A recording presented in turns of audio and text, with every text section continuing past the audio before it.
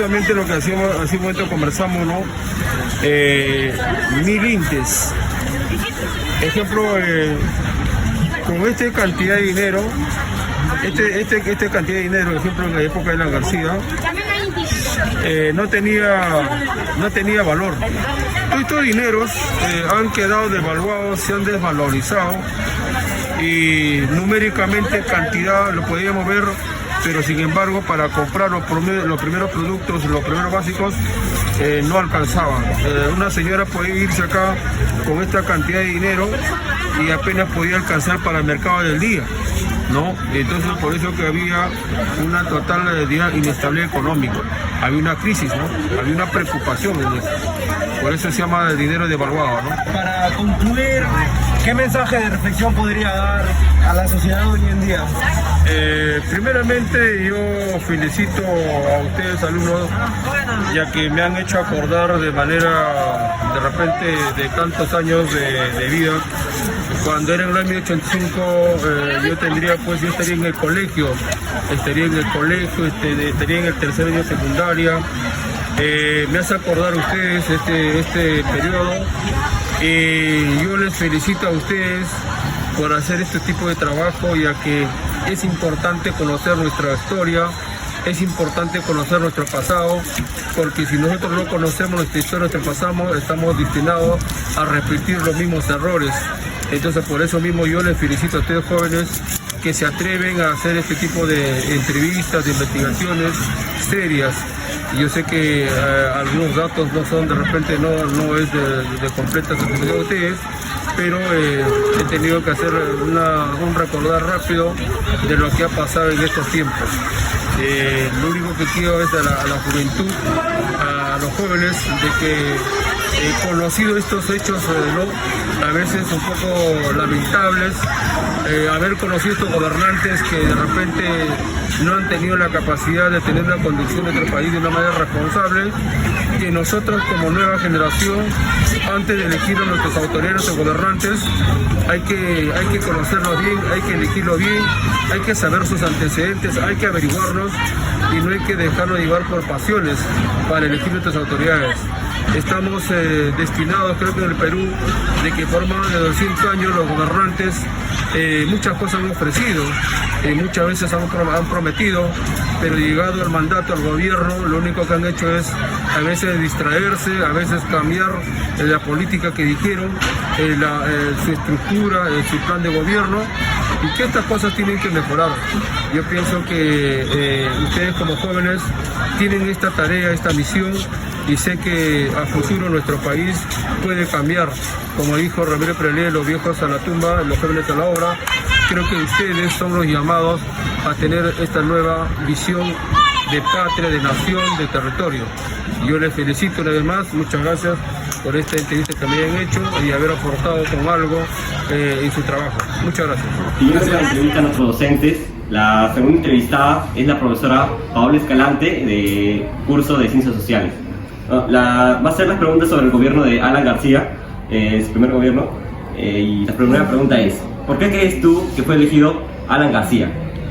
Bueno, en ese periodo yo estaba muy niña, pero igual me percataba de todo lo que pasaba y se veía la capacidad de oratoria que tenía este líder, ¿no? Porque sí es un líder en su época, y además el hecho de ser un presidente joven, el hecho de hacer una serie de mítines donde regalaba muchas cosas, entre ellos era pescado, que regalaban muchas personas de los diferentes conos, hizo posible que él llegue y se veía una persona preparada, era un economista, ¿no? ¿Cuál crees que fue la mejor época del gobierno de Alan García? La mejor época se podría decir que fue el primer año donde él ingresó, comenzó a gobernar. Parecía que el gobierno estaba bien, parecía que no iba a haber esa crisis económica al inicio, ¿no? Pero hasta ahí se podría decir, el primer año es que yo pude evidenciar que no había problemas económicos. La siguiente pregunta es: ¿nos puede decir los peores aspectos económicos en su gobierno? Entre los aspectos económicos que hemos visto ha sido la crisis económica que tuvimos en el país, fue la peor de toda la historia que hemos tenido. Hemos llegado a una hiperinflación, ¿no? Que es algo alarmante.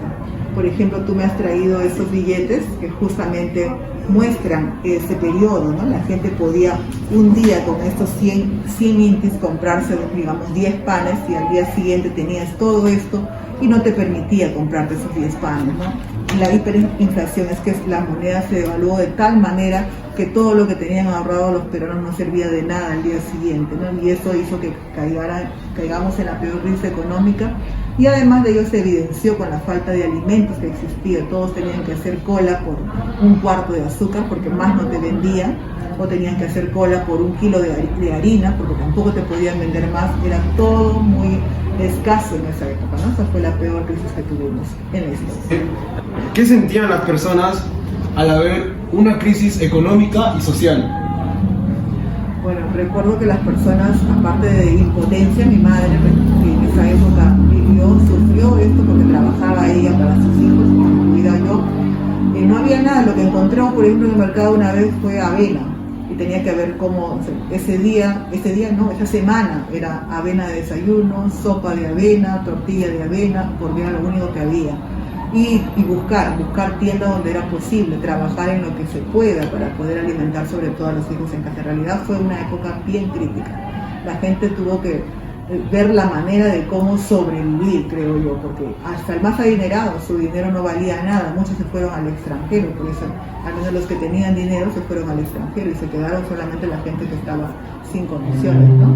Eso es lo que pasó en esa época. La siguiente pregunta sería, luego de la salida de Alan García dejándonos un país con hiperinflación y con la gente lleno de temor, ¿cómo cree que fue el gobierno de Fujimori? Bueno, el gobierno de Fujimori tuvo que tomar medidas radicales, ¿no? Como aplicar el shock en esta época, privatizar, que fue lo que más hizo, vender todas las empresas, la mayoría de empresas peruanas, para que venga el extranjero, trabaje en el Perú y de esa manera haga que sobresalga el país. Sí fue una política buena en sus inicios, pero lo malo fue que continuó con esa misma medida, ¿no? Porque había un momento que parar y hacer que el Perú también, ellos mismos produzcan, ¿no? Eso no pasa en el Perú. Se podría decir que sí fue bueno lo que hizo en un inicio para salir de la crisis, pero no debió continuarlo. También debió dejar que el Perú también por sus propios medios salga adelante, ¿no? Cosa que los peruanos lo hacen.